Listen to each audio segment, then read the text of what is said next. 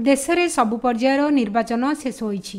तेबे एही अवसर में पुरी गस्तरे आसी श्रीमंदिर जाई महाप्रभु को दर्शन करिसेंती केन्द्रमंत्री धर्मेन्द्र प्रधान।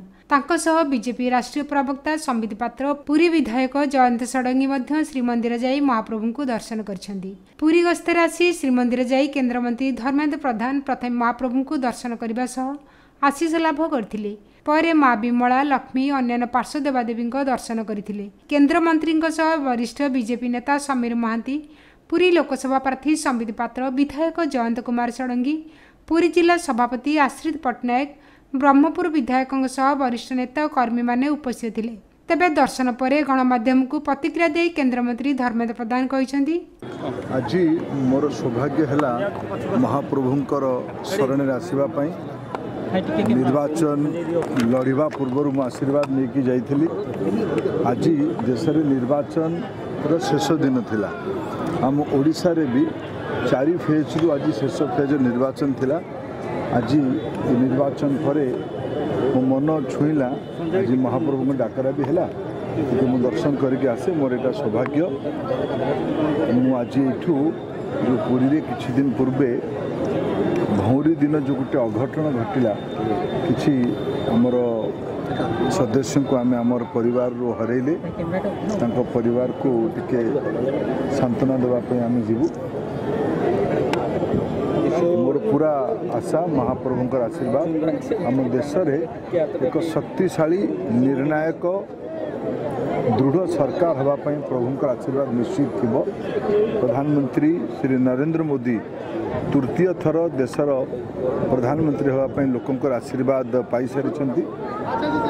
ओडिशा रे भी एथर सत्ता परिवर्तन हब। प्रधानमंत्री जो निवेदन महाप्रभु को माध्यम रे ओडिया लोकंक पाखरे निवेदन रखिचंती, अनुमति मागिचंती जे थरे तांको भी सुजोग दिया जाऊ सेवा करिवार। ओडिशार अतीत कांग्रेस को विजु जनता दल को अनेक वर्ष सेवा करिवार दायित्व दिया जायछि। थरे भारतीय जनता पार्टी को सेवा करिवार अवसर दिया जाऊ।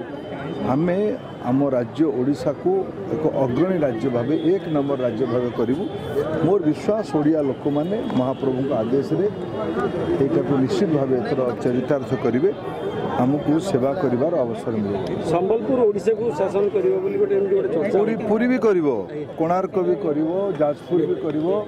जो माने को ओडिया संस्कृति, ओडिया अस्मिता संपर्क में बुझा नहीं, से प्रहेलिका करने अपचेषा कर। ओडिशाटा गोटे जहाँ महाप्रभु जगन्नाथ तहा माँ समलेश्वरी। विश्वस्तरीय सहर पुरी हॉस्पिटल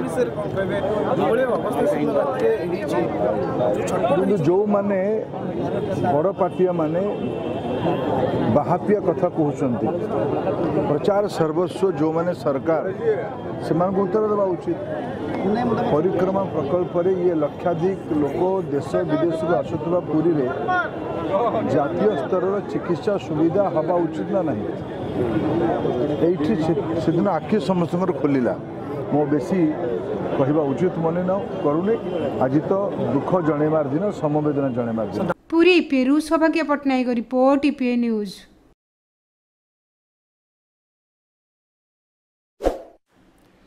एमिती आउ किछि नुआ नुआ खबर जानिबा पई आम ईपीए चैनल को लाइक, शेयर एवं सब्सक्राइब करने को भूलंतु नहीं।